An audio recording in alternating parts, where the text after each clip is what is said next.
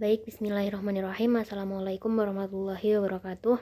Selamat pagi semuanya. Puji syukur alhamdulillah kehadirat Allah SWT karena telah memberikan rahmat, kesehatan, dan keselamatan sehingga kita dapat mengikuti kelas pagi ini dengan keadaan sehat walafiat. Di sini kami akan pada forum kali ini kami akan membahas tentang karakteristik tasawuf falsafi. Sebelumnya, perkenalkan, nama saya Fredila Nuraini Trisdiantari dan teman saya Francisca Aprilia yang akan mempresentasikan atau membahas topik tersebut. Langsung saja pada topik yang pertama, yaitu pengertian tasawuf falsafi. Sebenarnya apa sih pengertian tasawuf falsafi itu? Tasawuf falsafi adalah tasawuf yang ajaran-ajaran dan konsepsinya disusun secara mendalam dengan bahasa-bahasa yang simbolik atau filosofis. Tasawuf ini juga sering disebut dengan tasawuf teoritis karena cenderung menekankan pada aspek teori atau konsep pemikiran metafisik dengan memadukan antara filsafat dengan ketasawufan. Tasawuf ini adalah sebuah konsep ajaran tasawuf yang mengenal Tuhan atau makrifat dengan pendekatan rasio filsafat hingga menuju ke tingkatan yang lebih tinggi. Bukan hanya mengenal Tuhan saja, melainkan yang lebih tinggi dari itu, yaitu wihdatul wujud atau kesatuan wujud. Bisa juga dikatakan tasawuf falsafi, yakni tasawuf yang kaya dengan pemikiran-pemikiran filsafat. Selanjutnya adalah rentang perkembangan tasawuf falsafi. Terbentuknya masyarakat muslim di suatu tempat adalah melalui proses yang panjang, yang dimulai dari terbentuknya pribadi-pribadi muslim sebagai hasil dari upaya dai. Pada abad ketiga Hijriah, tasawuf mengalami perkembangan yang sangat pesat. Pada abad keempat Hijriah, kemajuan tasawuf lebih pesat dibandingkan pada abad ketiga Hijriah. Hal ini terlihat pada usaha ulama tasawuf untuk mengembangkan ajaran tasawufnya masing-masing. Pada abad kelima Hijriah, ada pertentangan antara ulama sufi dengan ulama fikih, sehingga pada abad ini tasawuf falsafi mulai tenggelam. Sejarah perkembangan tasawuf falsafi kembali muncul pada abad ke-6 Hijriah. Hal ini ditandai dengan adanya sekelompok tokoh tasawuf yang memadukan tasawuf dengan filsafat dengan teori mereka yang bersifat setengah-setengah. Pada abad ke-8 Hijriah, sudah tidak terdengar lagi ajaran atau perkembangan tasawuf yang baru. Akhirnya pada abad ke-9, 10 Hijriah dan sesudahnya merupakan keadaan yang benar-benar sunyi dari ajaran tasawuf, bahkan bisa dikatakan tasawuf telah mati. Begitulah pasang surut perkembangan tasawuf yang terjadi berdasarkan kondisi sosial masyarakat. Baik, bagian yang selanjutnya akan dilanjutkan kepada teman saya. Baik, selanjutnya saya akan meneruskan presentasi dari Mbak Fredila, yaitu ragamitas pemikiran tasawuf filsafi. Yang pertama, pemikiran tasawuf Rabi'ah al-Adawiyah. Rabi'ah al-Adawiyah termasuk sufi peletak dasar tasawuf falsafi tahap awal, sebelum kemudian berkembang pada abad ke-6 dan ke-7 melalui pionirnya. Rabi'ah al-Adawiyah merupakan sufi pertama perempuan yang terkenal dengan konsep mahabbah ilahiyah untuk mencapai tingkatan tertinggi sampai pada tingkatan mahabbah dan ma'rifat. Yang kedua, pemikiran tasawuf al-Halaj. Terlepas dari kontroversi ajarannya, al-Halaj telah banyak mempengaruhi perkembangan pemikiran tasawuf Islam pada masa sesudahnya. Al-Halaj merupakan pengantar pembentuk tasawuf falsafi yang melenceng dari praktik-praktik kesufian Nabi dan para sahabatnya.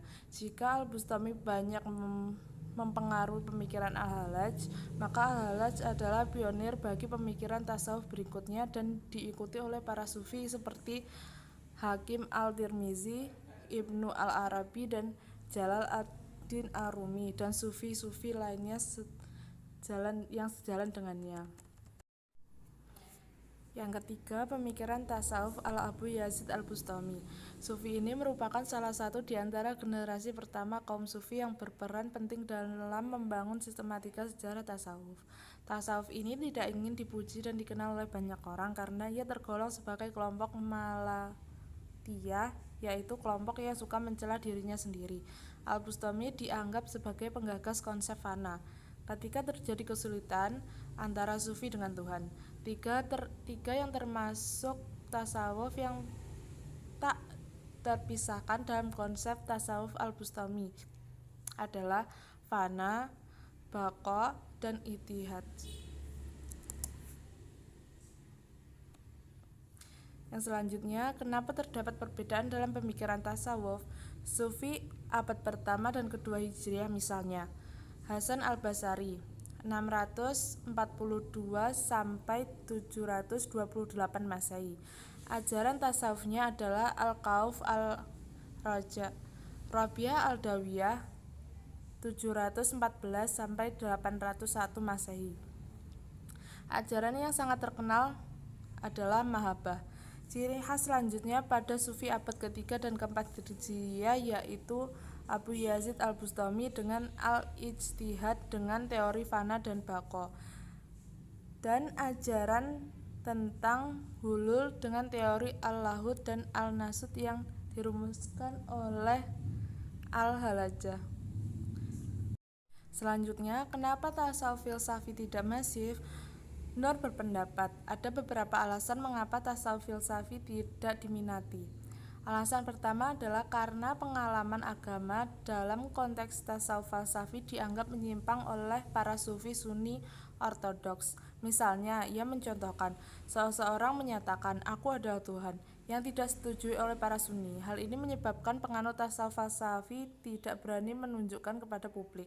Yang kedua, kelanjutannya ada para NU untuk menyaring mana tasawuf yang sah dan tidak sah. Penyaringan ini dilakukan melalui organisasi Jamaah Ahlut Thoriqoh Mutabaqoh Nadiyah atau JATMA. Itu dilakukan sekitar tahun 90-an.